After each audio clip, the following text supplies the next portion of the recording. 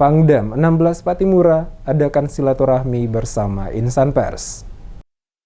Pangdam 16 Patimura Roro Aris Setiawibawa gelar pertemuan bersama wartawan di Maluku dalam acara silaturahmi Pangdam 16 Patimura bersama insan pers pada hari Jumat 7 Oktober 2022 bertempat di kawasan Tapal Kuda Ambon. Kegiatan diawali dengan senam bersama di lapangan tenis indoor kediaman Pangdam yang dilanjutkan dengan jalan santai bersama dengan mengambil rute menuju Museum Siwa 5 dan kembali ke kediaman Pangdam. Saat memberi sambutan, Pangdam 16 Patimura Roro Aris Setiawibawa menyampaikan ucapan terima kasih atas kehadiran rekan-rekan pers pada acara silaturahmi bersama jajaran Kodam 16 Patimura. Kegiatan silaturahmi ini, kata Pangdam, sebagai bentuk menjalin hubungan antara insan pers dengan Pangdam 16 Patimura bersama seluruh jajaran. Selain itu, untuk meningkatkan kemanunggalan TNI dengan rakyat melalui sarana informasi lewat pers terkait kegiatan yang dilaksanakan oleh TNI. Selaku Pangdam 16 Patimura secara tegas menyatakan bahwa jika ada hal-hal yang dilakukan oleh personil TNI khususnya di jajaran Pangdam 16 Patimura yang dinilai menyalahi aturan, maka pers diberikan ruang untuk menyampaikan langsung kepada dirinya selaku Pangdam atau bisa juga melalui Kasdam. Langkah ini, kata Pangdam, sebagai bentuk kontrol sosial guna memastikan tugas-tugas TNI di lapangan berjalan sesuai dengan aturan dan mekanisme bahwa TNI dari rakyat untuk rakyat bersama rakyat dan untuk Maluku yang lebih sejahtera.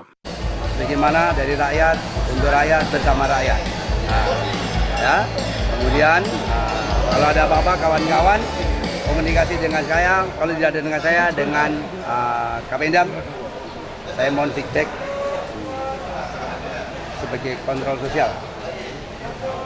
Kalau misalnya hal-hal yang negatif sampaikan, karena sekali lagi kita manusia biasa, tentunya ada kelemahan dan kekurangan.